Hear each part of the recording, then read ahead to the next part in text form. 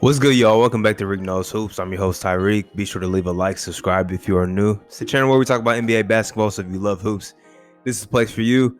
And we're going to get to the Phoenix Suns making their first conference finals since 2010. But I want to start this video with saying that the Brooklyn Nets really might be in trouble, man. Shout out to the Milwaukee Bucks for handling their business and defending their home court. I mean, both teams in the series won their games at home, so it's a 2-2 series heading back to Brooklyn for Game 5.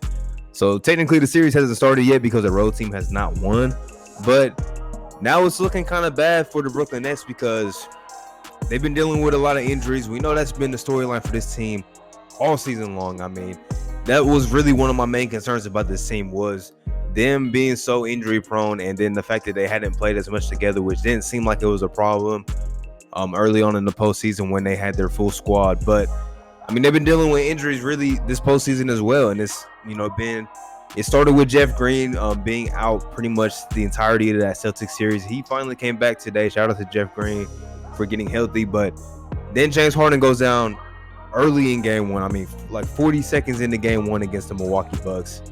But it didn't seem like that they were missing the beat, and that's why I don't think I've talked about this series on this channel, because the Nets were in control after those first two games, and it really looked like, especially after game two when they just straight up obliterated the Bucks, it looked like they really took the Bucks spirit. But shout out to the Milwaukee Bucks for winning an ugly game three. I mean, game three was as ugly as it can get, but they were able to win that game.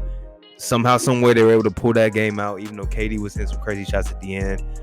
Everybody's talking about that Bruce Brown possession, but they were able to win that game. And then game four, it was a very competitive game in the first half. Then Kyrie Irving comes down on Giannis's foot, and he rolls his ankle. He's out for the rest of the game, and that really changed the entirety of this game. And the Bucks really started hitting shots. They went on a really nice run to get. I mean, they were up pretty much like 15 points the majority of the second half, and they took control of that game after the Kyrie Irving injury. We don't know what his status is heading into game 5, but it didn't look too good. He couldn't really put that much pressure on his ankle. He was on the ground for a while. So hopefully Kyrie's okay. Hopefully it is not something too serious. But now here we are looking again. The Nets dealing with injuries, and now they're starting backcourt. We don't know if they're going to be playing, the rest of the series. We really don't know. James Harden is still, in doubt. We don't know how that hamstring is holding up. And the hamstring is one of the most, tic-tac injuries that, even if you give it a go, you can easily hurt it again. It's one of those kind of injuries. Same thing with the ankle, man. Ankles are definitely just one of the most nagging injuries that a basketball player could have. And especially somebody like Kyrie that is so good at, getting to the basket, putting defenders on skates and stuff, cutting. He definitely needs, healthy ankles to do that. And it's just bad that injuries are once again helping change the narrative. I mean, we've seen that this entire postseason, this entire season in general. And it's sad that this series has shifted because of an injury or two. But you still have to give credit to the Bucks because, you still got to go out and handle business because the Nets aren't just going to roll over. But they did look like a team that were missing, some of their top guys. I mean, KD did what he could in that third quarter to keep his team in the game, but nobody else was hitting shots. Joe Harris wasn't hitting shots. Then you got guys like Tyler Johnson getting minutes who hasn't really played in this series. Blake Griffin wasn't really producing that much. I mean, it was really KD trying to bail his team out, and the way that the Bucks played in this game, that wasn't going to be enough. So now heading back to Brooklyn, a 2-2 series, we don't know how healthy. If Kyrie is able to play, we know he's not 100%. We don't know if James Harden is even close to coming back. I mean, I really think his injury is still as up in the air as it can be. And, now the Nets are facing a very weird situation, and all the momentum is on the side of the Milwaukee Bucks. Shout out to Giannis for really playing like the two-time MVP that he is, and especially in this game 4. I think game 3, he fell in love with the three-point shot a little too much. In this game, I think he took like maybe 4 or 5, but he was definitely in attack mode a lot more. I like that he was looking to be a more of a playmaker as well. He wasn't just trying to force shots on the inside. He was making the right pass. He was making the right reads. I really like that development in his game. And Guys like Chris Middleton didn't have a great game, but he hit some timely buckets. Like at the end of the third quarter, he hit a big three when I think the Nets had cut the lead down to 9 and pushed it back to 12. And that was a big time shot. Drew Holiday, timely buckets. He didn't play his best game. He hasn't played his best series or really been that great in this postseason run at all. But in these last couple of games, he's just made some timely key plays. Pat Connaughton had a really good run, coming off the bench. He was making a lot of great plays, a lot of great effort, defensive plays. Shout out to those guys. Brent Forbes had a really good game. The Bucks, they shot the three ball amazingly. PJ Tucker was lights out, especially in the first half. And that's really their best shooting game of this series. And we know this team to be one of the best three-point shooting teams in the NBA. So, if they can, translate this into a Game 5 going on the road in Brooklyn, they have a very good chance of going home up 3-2. And it sucks. Once again, it sucks that injuries have to have a part in this, but it's part of the game. And we've seen injuries, be a part of the game a lot this season. So, the Nets have to deal with it just as much as a team like the Denver Nuggets had to deal with it, like the Lakers had to deal with them. Teams, you got to adjust to it. And you still have KD, and KD has looked like maybe the best player in the world. I mean, I think in this postseason, he's looked like the best player in the world. So you still have KD. You're at home. I don't expect your role players like Joe Harris and Bruce Brown and Blake Griffin to play that poorly at home. You would hope, but I don't know. This Game 5, it's a big game for both teams. It's a huge game, 2-2 series. It's going to be a big one, man. So, but I'm glad that this is a series. I'm just glad that this is a series at the same time. I would just like to see all hands on deck, everybody healthy. But, we'll see how this Game 5 goes. That's enough talk about that series. That was almost 7 minutes. Let's talk about the first conference finals team, the Phoenix Suns, getting back to the conference finals. The last time they were in the playoffs, they were in the conference finals. They lost to Kobe. Shout out to Kobe being in that Laker team. But Chris Paul making his second conference finals appearance in his career. And I think this might be his best chance, man. I really do think this is his best chance. He's playing amazing basketball. Like this game 4. If you didn't get to watch it, you missed out on one of the best basketball purists ever going to work, looking like the Chris Paul that we know him to be. He looks as close to 100% as he can get. He's been playing amazing, especially in this series. I don't know what his numbers were coming into this game, but I know that he was averaging 20 and 10, and he's barely turned the ball over. It's something crazy like that. He had a stretch of 33 assists and 3 turnovers in those first 3 games. He's been playing, like the point guard that we know him to be. And this Game 4 was nothing different, man. I think he went on a stretch of hitting 9 or 10 straight shots. 9 or 10 straight shots. And most of them was him getting in that pick and roll and hitting his patented mid-range jump shot off of the screen. If you know Chris Paul, you know how he rolls. He makes the most of those opportunities, and he's looking like the Chris Paul that we know him to be, and it is a blessing to see as a basketball fan, as a Chris Paul fan. I love to see it. And Devin Booker, another high-level game. DeAndre Ayton been playing, great, especially in this series, going against the MVP. And DeAndre Ayton, he really held his own. And it sucks that Jokic got ejected in this game. It was a flagrant 2 that was called. I definitely disagree with the call.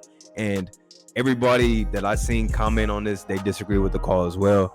But he got ejected. Shout out to the Nuggets, though. Their supporting cast for not giving up. I mean, they really still played as hard as they can play going down the stretch in this game. They made it a highly contested game, but Chris Paul, Devin Booker, Mikal Bridges, Ayton, they were too much at the end. Will Barton, a shout out to him, Michael Porter Jr. They tried. Aaron Gordon, they tried, but the Suns come out in the end, and now they're on to the conference finals. And I talked a lot about the Suns lately, rightfully so, because they definitely deserve it. If you missed my last video, I made all my points on why I think this team can really win the championship this season. And I think that was on display in this game because they did not play their best game, but they still found a way to win this contest. And they made the right plays when it mattered the most. And I think when Chris Paul is playing, his best basketball that he's played all season, he's getting better and better. I think as the playoffs go on, now they're in the conference finals. Now they get to rest a little bit. So if they're not 100%, like Chris Paul is, his shoulder is not maybe as good as it looks right now. He has a little more time to get acclimated, to get right, to get his treatment done. And I think this Phoenix Suns team, like I mentioned, they're a pure team. Shout out to Monty Williams. He's done an amazing job. And all these players, man, the young guys, you wouldn't expect a team this young with not really as much playoff experience as you would think. I mean, Chris Paul, Jay Crowder, Torrey Craig have the bulk of the playoff experience on this team. Mikal Bridges has never been there. Book, Ayton, these guys have never been in the postseason. Campaign, I don't know. He might have made. I think he probably made a run in OKC, but he didn't play. So this is pretty much his first postseason experience as well. Cam Johnson, like these guys have never made the postseason, and they're playing fearless basketball. Like they look like they've been there before, and especially in the most critical moments, they look like they've been there before. So these guys are coached up very well. Chris Paul leads the team on the floor as well as you can, and he stops the bleeding a lot for this team. Like when the Nuggets started to make a little run in the fourth quarter, I think they cut the lead down to 6. Chris Paul just hit a couple shots to push the lead back up to double figures, and it's a beautiful sight to watch the Suns team, man. If you haven't watched a lot of Suns basketball this season, I feel bad for you because it's my favorite team to watch in the league, and I just think they play basketball the way that it should be played, man. And now they're in the conference finals, they'll face the winner of another series that's looking like it might be a little closer, with the Jazz and the Clippers.